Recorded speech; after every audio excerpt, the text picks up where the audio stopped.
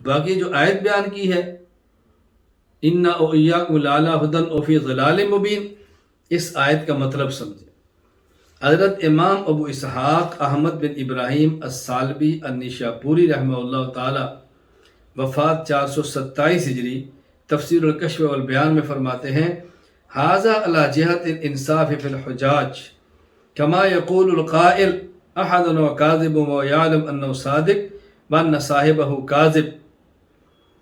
فرماتے ہیں آیت کریمہ میں یہ طریقہ دوسروں کو سمجھانے کے لیے اس طرح اختیار کیا ہے کہ جس طرح کوئی شخص سمجھتا ہے کہ میں سچا ہوں اور میرا مخالف جھوٹا ہے، اور اس کو سمجھانے کے لیے کہتا ہے کہ دیکھو یار میں کہتا ہوں کہ میں نے پیسے تمہیں دے دیے، تو کہہ رہے نہیں دیے، اب یا تو سچ بول رہا ہے یا میں سچ بول رہا ہوں، یہ تو نہیں ہو سکتا کہ دونوں سچ بولیں، کوئی تو ہمیں سے جھوٹا ہوگا نا۔ اب یہ بات کیوں کہہ رہا ہے؟ وہ سمجھتا ہے کہ میں نے پیسے دیے ہیں، میں سچ بول رہا ہوں، میں نے ادائیگی کر دی ہے، یہ جھوٹ بول رہا ہے۔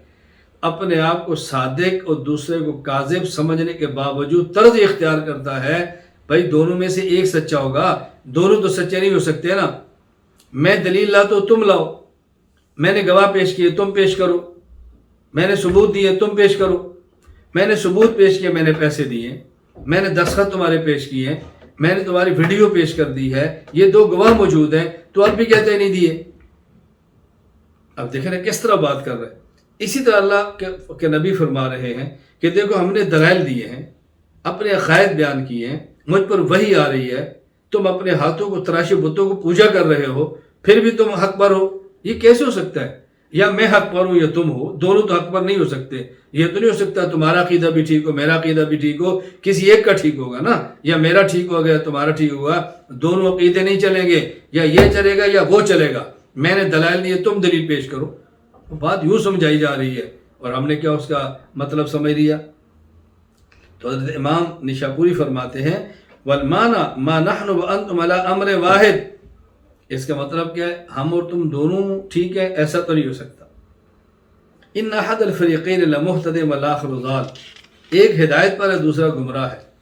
فالنبی صلی اللہ علیہ وسلم ومن معه الہدی ومن خالف فی ضلال، حضور ہدایت پر ہے مخالف گمراہی پر ہے۔ فکذبہم باحسن من تصریح التکذیب، ایک ہے کسی کو صاف کہنا تو جھوٹا ہے، اور اس سے زیادہ عمدہ طریقہ کیا ہے؟ دلائل ایسے پیش کرو، اسے کو یا میں سچا ہوں یا تو، کوئی ایک سچا ہوگا، میں نے دلائل پیش کیا اپنے سچا ہونے پر، تو سچا تو دلائل پیش کر۔ فرمایا صحیح تکذیب سے بھی زیادہ عمدہ طریقہ ہے جو قرآن کریم نے اختیار فرمایا ہے۔ اللہ اکبر۔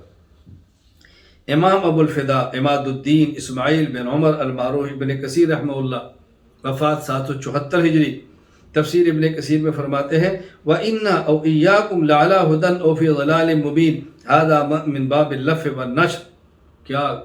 کیا پیاری بات فرمائی۔ فرمایا دیکھو یہ لف نشر مرتب کے ساتھ بات کی ہے۔ لف کہتے ہیں سمیٹنا، نشر کہتے ہیں پھیلانا، جیسے پہلے بات سمیٹی ویسے پھیلا دی ہے۔ قرآن کریم نے کیا طرز اختیار کیا؟ فرمایا وَإِنَّا أَوْ إِيَّاكُمْ، ہم یا تم، آگے لفی لعلی ہدن او فی ضلال مبین، ہدایت پر ہیں یا گمراہی پر ہیں، ہم پہلے ذکر کیا یا تم پہلے ذکر کیا، انا پہلے، ایاکم بعد میں، آگے لعلی ہدن ہدایت پر ہیں پہلے، او فی ضلال مبین یا گمراہ ہیں بعد میں۔ کیسے فرمایا؟ ہم یا تم ہدایت پر یا گمراہی پر، تو ہم کو پہلے لائے، ہدن کو پہلے لائے، ایاکم کو بعد میں لائے تو گمراہی کو بعد میں لائے، یعنی ہم ہدایت پر ہیں یا تم گمراہی میں ہو۔ تو کس انداز پہ بات سمجھائی ہے کہ ہم ہدایت پر ہیں تم گمراہی پر، کتنا پیارا طرز اختیار فرمایا، سبحان اللہ۔ یعنی اس انداز میں بات کی ہے کہ مخالف طیش میں بھی نہ آئے اور بات بھی پوری کر دے۔ امام علی بن محمد معروف امام خازن رحمہ اللہ وفات 725 ہجری تفسیر خازن میں فرماتے ہیں وَإِنَّا أَوْ إِيَّاكُمْ لَعَلَىٰ هُدًى أَوْ فِي ضَلَالٍ مُبِينٍ مَعْنَاهُ مَا نَحْنُ وَأَنْتُمْ عَلَىٰ أَمْرٍ وَاحِدٍ بَلْ أَحَدُ الْفَرِيقَيْنِ مُهْتَدٍ وَالْآخَرُ ضَالٌ۔ معنی یہ ہے کہ دونوں کا معاملہ ٹھیک ہو، دونوں حق پر ہو، ایسا تو نہیں ہو سکتا نا، دونوں سیدھے راستے پر ہو، ایسا تو نہیں ہو سکتا۔ ایک ہدایت پر ہوگا اور ایک گمراہ ہوگا۔ ھذا لیس علی طریق الشک بل جہت الالزام والانصاف۔ سبحان اللہ۔ فرمایا یہ شک کی وجہ سے نہیں ہے، یہ جو بات فرمائی ہے یہ ان کو سمجھانے اور مخالف پر الزام قائم کرنے کے لیے ہے۔ جیسے کوئی شخص کہتا ہے احدنا کاذب، ہم میں سے ایک تو جھوٹا ہوگا، حالانکہ وہ جانتا ہے انہ صادق و صاحب و کاذب، وہ خود سچا ہے اور دوسرا جھوٹا، لیکن کہتا کیا ہم میں سے کوئی ایک تو جھوٹا ہوگا نا۔ فالنبی صلی اللہ علیہ وسلم ومن تبعہ علی الہدی ومن خالف فی ضلال، کہتے ہیں اللہ کے نبی صلی اللہ علیہ وسلم اور ان کے ساتھی صحابہ کرام حق پر ہیں اور ان کے مخالف گمراہ ہیں۔ فکذبہم من غیر ان یصرح بالتکذیب، فرمایا انہوں نے ان کی تکذیب کی ہے لیکن صراحتاً تکذیب کا طریقہ اختیار نہیں کیا۔ یہ نہیں کہا تم گمراہ ہو، یا یہ نہیں کہا تم ضلال میں ہو، یہ کیا فرمایا ہم یا تم ہدایت پر ہیں یا گمراہی میں۔ اپنے ساتھ ہدایت کو پہلے ذکر کیا، ان کو بعد میں، اور گمراہی کو بعد میں ذکر کیا۔ یہ طرز ایسا بہتر اختیار فرمایا کہ جس سے ثابت کیا جا رہا ہے دلائل کے ساتھ حق پر ہم ہیں اور باطل پر تم ہو۔ امام شمس الدین محمد بن احمد القاہری الشافعی رحمہ اللہ تعالی، وفات 977 ہجری، تفسیر السراج المنیر میں فرماتے ہیں ھذا لیس علی طریق الشک لأنہ صلی اللہ علیہ وسلم لم یشک انہ علی ھدی و یقین وان الکفار علی ضلال مبین۔ یہ شک کو بیان کرنے کے لیے نہیں ہے کیونکہ پیغمبر کو اپنے حق پر ہونے اور باطل کے گمراہی پر ہونے میں شک نہیں تھا، پورا یقین تھا میں حق پر ہوں اور باطل گمراہی پر ہے۔ انما ھذا الکلام جار علی ما تخاطب به العرب من استعمال الانصاف فی محاورات ولا سبیل الفرد والتقدیر۔ کہتے ہیں یہ عرب کے محاورات کے مطابق گفتگو یہ ہے، قرآن کریم محاورات کے ساتھ گفتگو کرتا ہے۔ عرب کے محاورے میں یوں کہا جاتا ہے یا میں سچا ہوں یا تم سچے ہو، دونوں سچے نہیں ہوں گے، یا میں سچا ہوں یا تم جھوٹے ہو، دونوں جھوٹے تو نہیں ہو سکتے نا، کوئی ایک سچا ہوگا ایک جھوٹا، یہ عرب کا محاورہ ہے۔ تو قرآن کریم کے عرب کے محاورے میں بات کی ہے۔ وَيُسَمِّي أَهْلُ الْبَيَانِ الاستدراج۔ علم بلاغت میں 3 علوم ہے نا، علم المعانی ہے اور علم البیان ہے۔ تو یہاں علم البیان میں استدراج ایک اصطلاح ہے، یہ وہ اختیار کیا گیا ہے، اس کو اچھی طرح بات سمجھے۔ ہاں، علم البدیع، علم المعانی اور علم البیان، یہ بلاغت کے 3 علوم ہیں۔